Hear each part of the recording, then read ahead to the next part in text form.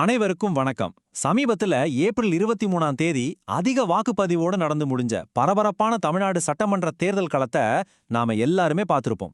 ஆனா இந்த தேர்தலோட ரொம்பவே சுவாரஸ்யமான ஒரு அம்சம் என்ன தெரியுமா?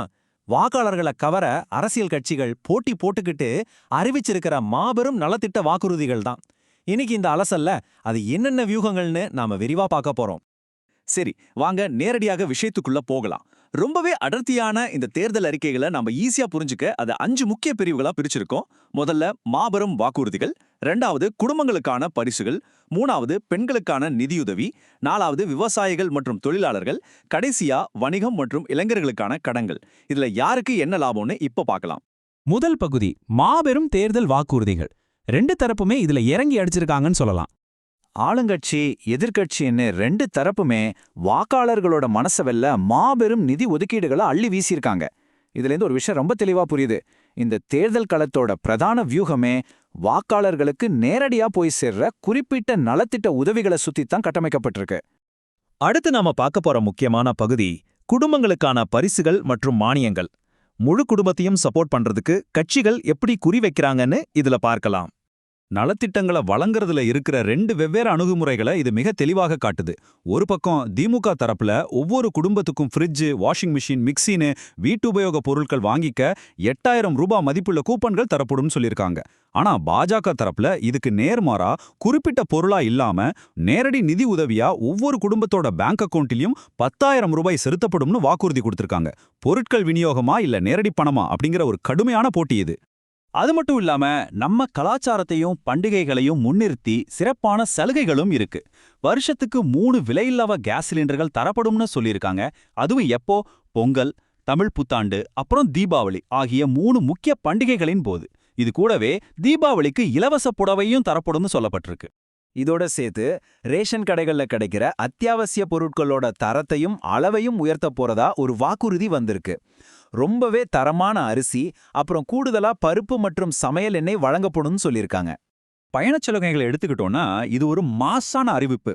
ஏற்கனவே பெண்கள்கிட்ட பெரிய வரவேற்பு பெற்ற இலவச பேருந்து பயண திட்டம் இப்போ ஆண்களுக்கும் விரிவுபடுத்தப்படும்னு சொல்லியிருக்காங்க.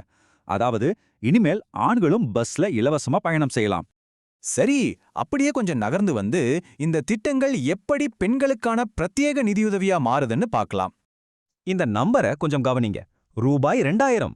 குடும்பத் தலைவிகள் எல்லாருக்கும் மாசம் 2000 ரூபாய் உதவித்தொகை தரப்படுங்கிறது ஒரு ரொம்பவே ஸ்ட்ராங்கான வாக்குறுதி. பெண்களோட பொருளாதார சுதந்திரத்தை மேம்படுத்துறது தான் இதோட முக்கிய நோக்கம். மேலும் பெண்களோட பயண தேவையையும் அதே நேரத்துல சுற்றுச்சூழலையும் மனசுல வச்சு ஒரு மாடர்னான திட்டம் அறிவிக்கப்பட்டிருக்கு. தகுதியுள்ள பெண்கள் எலக்ட்ரிக் 2 வீலர்ஸ், அதாவது மின்சார இருசக்கர வாகனங்கள் வாங்க 25,000 ரூபாய் மானியமா தரப்படும். பசுமை தொழில்நுட்பத்தை வளர்க்கிற இந்த முயற்சி உண்மையிலேயே கவனிக்கப்பட வேண்டிய ஒண்ணு. அடுத்து நாம கவனிக்க வேண்டியது நம்ம விவசாயத்துறையையும் தினக்கூலி தொழிலாளர்களையும். விவசாயிகளுக்கு வருஷத்துக்கு 9,000 ரூபாய் நிதியுதவி. இது எப்படின்னா, மத்திய அரசோட PM கிசான் திட்டத்தோட மாநில அரசும் தாம் பங்காக கூடுதலா 3,000 ரூபாயை சேர்த்து இந்த ஒட்டுமொத்த தொகையை விவசாயிகளுக்கு வழங்கும். இப்போ இந்த ஸ்லைட்ல ரொம்பவே சுவாரஸ்யமான விஷயம் என்னன்னா, ஊரக வேலைவாய்ப்பு உறுதி திட்டத்துல கொண்டு வர போற அந்த 50 நாள் நீட்டிப்பு தான். இப்போதைக்கு 100 நாட்கள் வேலை உறுதி செய்யப்படுற நிலைமையில அதை 150 நாட்களா உயர்த்த போறதா வாக்குறுதி கொடுத்திருக்காங்க.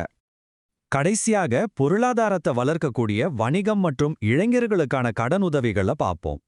இந்த 50 லட்சம் ரூபாய் அப்படிங்கிற பிரம்மாண்டமான அளவீட்டை கொஞ்சம் பாருங்க.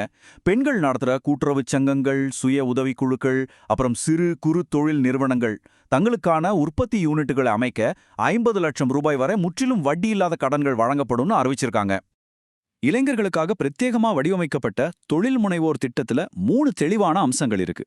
1, 15 லட்சம் ரூபாய் வரை வட்டி இல்லாத கடன்கள்.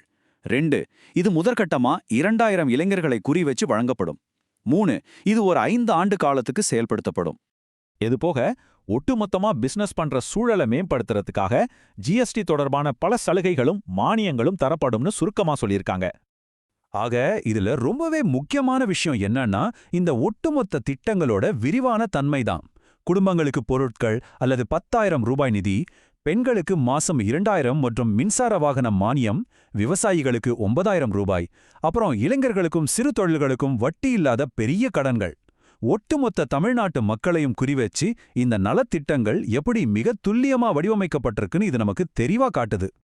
இறுதியா உங்களை யோசிக்க வைக்கிற மாதிரி ஒரு கேள்வியோட நான் முடிக்க விரும்புறேன். இவ்வளவு பிரம்மாண்டமான நிதி மற்றும் பொருட்கள் சார்ந்த வாக்குறுதிகள் மக்கள் முன்னாடி வைக்கப்பட்டிருக்கிற இந்த நிலைமையில வாக்காளர்கள் இத வாக்குச்சாவடியில எப்படி எடை போடுவாங்க? இது ஜனநாயக தேர்வுல எப்பேற்பட்ட தாக்கத்தை ஏற்படுத்தும்? இதை நம்ம கண்டிப்பா சிந்திக்க வேண்டிய ஒரு விஷயம். இந்த அலசல் உங்களுக்கு ரொம்பவே பயனுள்ளதா இருந்திருக்கும்னு நம்புறேன். மீண்டும் சந்திப்போம்.